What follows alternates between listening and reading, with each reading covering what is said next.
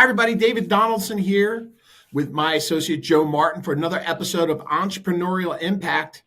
Joe, we've felt some impact happening in the real estate industry last Friday. See what I did there? I love what you did there. And you know what gets me fired up about this conversation? I love Black Swan events. Black Swan events make differences. They make businesses great. They give you opportunity, and it allows you to get creative and go take market share. So what Dave is referencing is that I'm sure every one of us that are in residential real estate and even commercial real estate, or even just in the industry in general, had the wonderful opportunity of hearing about the NAR settlement last Friday, which would have been the 14th of March for $418 million. They settled. Now, well, at least it's million and not billion. Yeah, it's not billion. Yeah, that's a good one. But I think the fact of the matter is that people have to understand, okay, they settled. So what in the world does that actually mean? Well, first off, it's still got to be approved by a court. So those of you that have ever been in the court, you can have a plea deal, but if the judge doesn't approve it, you're back to square one with your lawyers for negotiation. Right. So that's where we're at. And realistically speaking, I feel if they hadn't had some precursor knowledge on the back end that this could possibly be approved, we wouldn't have been hearing it to the degree that we're hearing it. Right? Yeah. So at least that's my knowledge from watching episodes of Hill Street Blues and all the cop shows that I watched growing up. Yeah, I mean, I think the funny part, and I know that we're being a little comical because in my world, when crazy things happen, I tend to laugh at them because the opposite of that is going into a dark hole, and that's not good for anybody's sanity or perspective on life, right? Well, here's an interesting thought. I had a training this morning, and I walked into the room. And presentation is everything. It's kind of what you're kind of getting to, right? I went in with an up tempo, jovial type of mood of how excited are we about the information that dropped from NAR last week? And I kid you not, everybody in the room was like, this is awesome. This is such great news. There's about 10, 15 people in the room, and not a single person had a negative nilly about it. But I do also know that it was carried because of the positive nature that I presented the material with, right? And that's how, when we look at these things, say the conversations around this is how we present it, how we look at it, and how we embrace it to utilize it really, really matters.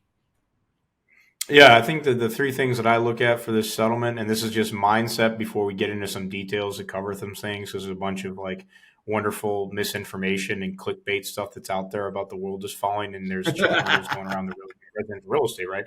So I look at what you're bringing up, Dave, spot on, is there's energy, there's focus, and then meaning. And what I mean by that is, hey, we had a Black Swan event. So those of you who don't know what a Black Swan event is, that something comes out of left field that you didn't see coming, and it totally wrecks the current situation that you're in. So, probably about a year ago, we had Silicon Valley Bank go insolvent. That would be a Black Swan event, right? When you had Lehman Brothers go insolvent back in the late 2000s, that was a Black Swan event. They didn't see that coming. You'll have another one that's going on in China right now that's not really being covered, is Evergrande, which is the largest real estate developer in China that's backed by BlackRock. BlackRock's based out of New York City as a hedge fund. They went insolvent as well. Well, the most recent Black Swan event that actually impacts real estate is the fact that NAR settled for $418 million. So Black Swan events are things you can't plan for, but they create opportunity. So when you think about energy, you have two choices when things happen to you in life. You have a positive energy or a negative energy, and negative energy doesn't bring anything. So I'd encourage everybody to be positive about and try to find some type of opportunity. Focus on the opportunity that can actually gain you market share and propel your business forward, and then give that meaning. And I think the meaning that we all need to give our focus on how we redefine real estate is how do we make it more impactful and better for our consumers. And those are the things I'm looking at. I'm high energy about what's going on right now. I have a focus on what can we control and actually change inside of real estate to make it better. The meaning being that if we can create a better experience, a better process inside of residential real estate for our consumers, we will be at the head of this, which means we'll have market share and dominance, and we'll have amazing businesses that grow throughout this entire challenging time. You're spot on. And if we got to break this down, right, there's about 4 or 5 bullet points of saying, here's what's the outcomes, the effects of this, right? And the first one is that, hey, again, no surprise here, buyer broker representation required. Well, guess what, everybody? It's been required here, at least in our territory, for 12 years. Let that sit for a minute. 12 years. Now, has everybody been utilizing it properly? No. Has everybody been accountable to utilizing it properly? No, because people are scared to have the proper conversations. People are scared to have a value proposition because, well, if I push on this, somebody else is just going to do it. Doesn't make it right, but there was a scarcity and mindset around it. And the same went on for different brokerage houses and residential agents of not holding the consumers to it and holding their associates to it. Well, now guess what? You have to do it. You got to have a buyer broker agreement in place before, Joe, I can show you a house. It's a change, but it's an enforceable change for something that's been there for quite some time. Well, I mean, going back to what's best for the consumer, like I think you have to put frames around what happens, is that this whole thing was around what's best for the consumer. And frankly, I look at it and say, okay, so you force people to have a higher level of professionalism that they can actually sit down with you. So if I'm sitting down with Dave, now I'm forced legally to share what's my value proposition, what makes me unique as the business owner, what services and products I'm going to offer Dave as the potential buyer, and then what I'm being compensated for providing all that. Frankly, that's a business conversation, and I think that's going to elevate the professionalism within the buyer rep agreements, because now, like, people are going to have to actually know what they're getting, what they're paying for, and I've got to deliver on an outcome because I know it's coming from you as opposed to coming from the seller. Correct. It gives clarity, right? The challenges for a lot of people, like, well, listen, I'm going to share this with you. I'm going to tell you what this means, and you're going to compensate me because of the job I'm going to do. And, oh, by the way, the seller's going to cover it, so don't worry about it. That's the conversation, how that has to be changed. It's like you have to now be paramount above, here's what I'm going to do, and this is what I'm going to look for you to do, and this is what you should look for me to do, right? Correct. So, yeah, the transparency is great. And just one caveat, I'll put an asterisk on this. This settlement doesn't stop sellers from offering co-op compensation. You're jumping ahead. You're jumping ahead. I just want to be clear on that, because there's the thing that bothers me the most about this misinformation is it's saying that, oh my God, sellers can't pay, cooperative compensation. No, what this settlement is saying is that it cannot be listed in an NAR affiliated MLS. So, it cannot be marketed in the MLS for co-op compensation in that MLS. Bullet two for Joe. Offers of clear cooperative compensation cannot be made on the MLS. Right. So that, and again, look at where this is coming from, right? The biggest challenge initially that came from the original lawsuit was the conversation, what compensation was expected or offered and set standardized. This does separate that a little because it forces you and I as the buyer and agent representation to have a conversation around what's cost, what I'm going to do, what compensation I'm going to earn on your behalf, without ever knowing what's actually offered now on the other side, being contingent on that deal. That is a barrier of entry that differentiates that you can't. People always now all radically start looking, well, there's an end around. I can do this or I can ask that. No, you have to have an agreement in place, right? Even though our contract currently says, hey, you can earn whatever's in your agreement and keep whatever the difference is, that part's going to go away, right? There isn't going to be like, oh, above and beyond. So don't go into your offer setting a low barrier of entry of agreeable compensation because you feel that that's something you won't receive pushback on from your consumer, right? Then you're setting a low expectation on yourself and you're devaluing what you actually are offering, thinking that you're going to capitalize on that shared seller concession on the other side. No longer called commission, it's seller concession, or how that may be offered. You don't know. And if you ask for too little, that's what you're going to get, not what might be offered on the site, because there is no increased difference. Now, if you ask for a certain dollar amount or percentage in your buyer broker agreement that exceeds what might be offered, that's a negotiation thing that can be contractually adjusted down. Correct. And I think at the end of it, and we'll keep going into some of these tactical things that are in there that I think are very insightful. And once again, I guess another caveat asterisk is that we're going off of the interpretation of what's been released today. Sure. There's still tons of legal. So Dave and I are not attorneys. We don't moonlight as attorneys. We don't plan to be one. So disclosure, we're not attorneys. So if you have any direct legal questions, please go find your professional. But we're all going off of the interpretation of what we've read, what we've seen from Real Trends, what we've heard from Gary Keller, what we've heard from Mike Del Prete. There's all kinds of things that Dave and I read on this one. So it's all of our interpretation, how it comes through. And at the bottom line, I think, not to cross promote like another person, but Steve Murray put out a great podcast on I think it was the 15th. Who was that? Steve Murray from Real Trends Consulting. He put out a really great podcast. I think it was on the 15th or 18th, maybe. I'll find it. We can put it out there. But what he basically came down to is, let's get to the bottom line, and then we'll get into the details here, because we should have framed this one up too. And we're not the smartest guys in the world. But what I think is important about what Steve brought up, and Steve's kind of like the gold standard of like third-party residential real estate and identifying like what are the things that are going on here. What he basically said is that this settlement benefited sellers. It benefited companies like CoStar and Zillow that were not NAR MLSs. The people that are probably going to feel the worst around this are buyer agents, their client, the buyers, and then the brokerages, and that there will be commission compression. Absolutely. And I think when I look at the buyers, whether or not the buyers take a hit on this, I think here's where I think the buyers benefit and where the buyers get hurt. The buyers that benefit is because there's going to be more transparency about what they're getting, which I think is a plus. The downside is that because of how they're going about with commissions, which is perfectly fine, transparent for the consumer, a free market that we're in.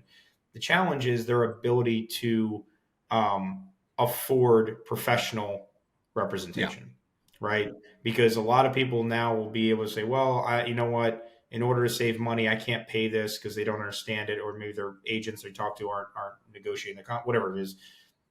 Some people are going to go unrepresented, and they're going to go in talking to listing agents thinking that this person's helping me, when in fact, the listing agent is the fiduciary to the seller.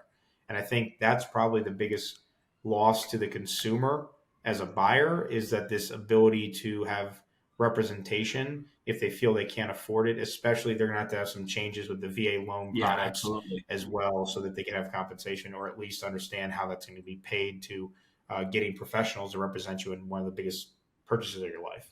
Yeah, you're right. That this is scary to think that we could go back to more of a sub-agent type of mindset or dual agency, which I know in some areas is illegal. So I wish more places would go to that, to add that layer, especially for this of protection, right, for the consumers. And there is too many things still up in the air that VA probably won't be resolved by July, right?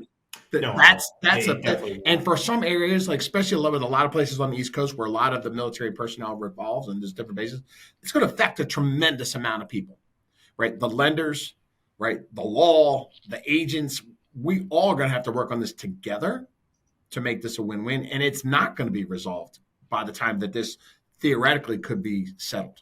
That's the problem with some of this rushing this down the pipeline, is that there is too much nuance around what actually happens around the day-to-day at the lower levels that is being ignored or not clarified enough, nor well enough inside the courtroom.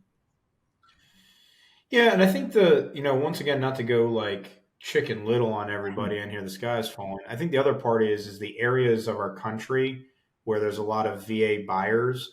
I believe that the listing agents are educated enough to inform the sellers that, hey, look, we can't put this advertised commission in the MLS, but as a broker, we'll get into these details too, is that there is nothing in this settlement and there's no law changing that prevents the brokerage that owns the listing to market on their newsletters, on their websites, on their internal listing platforms, what the cooperative compensation is to the buyer. So I do believe that in the markets that have high VA buyers, they will still continue to offer co-op compensation because they realize that the buyer on a VA product can't actually compensate. And I believe that doing justice for the community and for the consumers that we serve, that those listing agents understand the value of having a fiduciary represent them and how that brings a transaction to close. Because the last thing anybody that's ever listed a property wants to deal with is an unrepresented buyer that has no agent working on them. Because one, if you're a human, you probably realize that like, hey, you're not doing the best thing for yourself, but also, do you really want to deal with handling both sides of the transaction and represent? I just don't see how a listing agent is going to want to deal with a lot of unrepresented buyers just because of some of the legal challenges you got, especially like in the state of Maryland where you can't be dual Correct. agency. Which to me, I've always felt should be the law of the land, but it's something that I personally adhere to, that I wouldn't do that. You kind of tied together the other, a couple of the other bullet points of the transaction, right? You said offers of clear cooperative compensation may be made off the MLS, right? And Correct. Brokers can publish cooperative compensation on their own website. So while everything is coming off of the MLS, and we'll see what that new version of that looks like, right? People are already like, oh, which means no public remarks. This means no showing time. Just like nothing will be disclosable around offers of compensation for commission to cooperative sides, right? However, outside of the MLS, my personal website, my brokerage's website, or anything that I do, I can still offer that on behalf of my seller, whether commission-based or contribution-based, right? To get the, so it's just going to be the information, the delivery vehicle of how that information gets out there and different legally, right? Not with end arounds. End arounds is how we got in here to begin with, right? But ethically, morally, properly within the systems that they have laid out for us. That will, again, let's not try to get creative here, folks. Let's not do that, right? Focus on what has to happen. Focus on your agreements. Focus on your disclosures. Focus on your value proposition. Focus on the conversations with your sellers and your buyers, right? You still have to have clear conversations with the sellers about what they're signing and what they're offering and how you're going to deliver that information once this all becomes commonplace. Yeah. And I think the other part to remember on that, what you're bringing about marketing, is it goes back to the brokerage that has the listing agreement. So like, for instance, if you have an IDX feed and on your website, you've been promoting other listings out there because it was pulling from MLS and you're promoting listings that are not in your brokerage, you cannot actually promote that compensation for a listing that's not affiliated to your And brokerage. for those that you don't know what IDX is, that's just the ability to search for real estate on a website. Yeah. So thank you, Dave. I apologize for not doing that. No, I really thank you for that because I want to make sure everybody understands. The other thing that I thought was very interesting in this carve out was some things that have been going around there. If you're in the brokerage leadership part of this settlement, is what NAR did is they settled this, but the people that are covered. So I just want to be clear about this: is that there's a carve out, a limit of $2 billion in sales volume. So what they did was they basically said, we will cover any NAR affiliated owned MLSs. So if there's a non-NAR affiliated MLSs are owned by that, they're not covered. If they have done more than 2 billion in volume, they actually have there's a multiple fine that they will be assessed because they're over 2 billion. So any NAR affiliated brokerages under 2 billion in sales volume, and what they're basing on is 2022, are covered in this settlement. If you did over 2 billion and you didn't have a prior settlement that covers you, so the three companies right now, as we're recording this, that had covered settlements was Anywhere, Remax, and KW. So if you're any NAR affiliated brokerage that did over 2 billion, you weren't one of those three big box brands, you're open for fines. And the reason they did this is that the plaintiffs' lawyers wanted to obviously increase the settlement dollars. So they basically covered all the small brokerages under 2 billion and opened it up for anybody that hasn't already settled that are over 2 billion with NAR affiliates. So like with that multiple is covered is it's a quarter of a penny for every dollar of sales volume that they're going to base that average on for the year of 2022. So you got some brokerages out there that have some sizable fines, anywhere north of $4 million. That are going to be interesting to see how it plays out. Spot on. It's a really big point, right? I was going to address that too. Is like the NAR, right? It doesn't preclude, right? These other companies have their settlement. NAR covers certain aspects of that settlement that we're not going to have to hear, right? Their fines and their agreement is separate from the three that you just mentioned, Anywhere, KW, and Remax. Yeah. However, how that does affect those organizations is everything else that we just covered in the agreement as far as offering clear compensation through the MLS. That's where we're affected, right? Not through their dollar settlement, but through their functional settlement. Those other organizations that are out there, some of them, like you said, are incredibly large in number of licensees that they have and sheer number of volume they do because of the number of licensees they have. That's to be determined. Correct. Yeah. So you got some people out there are going to be some especially your large independents are going to be some Mhm. challenges. Berkshire is still going through the settlement process as well. I think they'll probably settle. But I'm not a guru or have a future looking glass here. But yeah, you got some opportunity that's going to shift up the market, and I think that's the piece for agents as well as broker owners. Like, there's a moment in time with all this like change up is how do you train your agents to say these are the services, these are the conversations, these are the products, these are the things that we're going to charge as you move forward, so it's beneficial to the consumer, right? So whatever that looks like is going to be fun. And I think paying attention to educate yourself, read, and actually understand what's going on, and just don't follow misinformation just because someone had a viral video on YouTube or Instagram or Facebook, and really understand who you're in business with matters right now, because you need to have leaders that are looking outward 10 years from now, understanding what the legal settlements are saying, where the industry is going. And right now there's a reason why all the big box brokerages went down on Friday, on the 14th, and CoStar went up. Interesting. Let that one sink in as far as their stock price. So to be continued. I think that this is what we've got for updates on the NAR settlement as of March 14th, and Dave and I will continue to bring this stuff up. Or it's the 5th. Sorry, the 15th was the settlement. Apologize on that. But we'll keep bringing up like market of the moment podcasts on the settlement as it comes up to give direction to our agents and our broker affiliates and partners. Just because I think it's important to actually get true information and just the facts. Yeah, absolutely. We'll bring this as best we can, but internally, go to your brokerages, talk to your leadership, get trained, get educated, sharpen those tools, understand your buyer, broker, and listing contracts, and just be ready to take market share. With all that, have a great day, everybody. We'll see you next week for another episode of Entrepreneurial Impact. Stay tuned.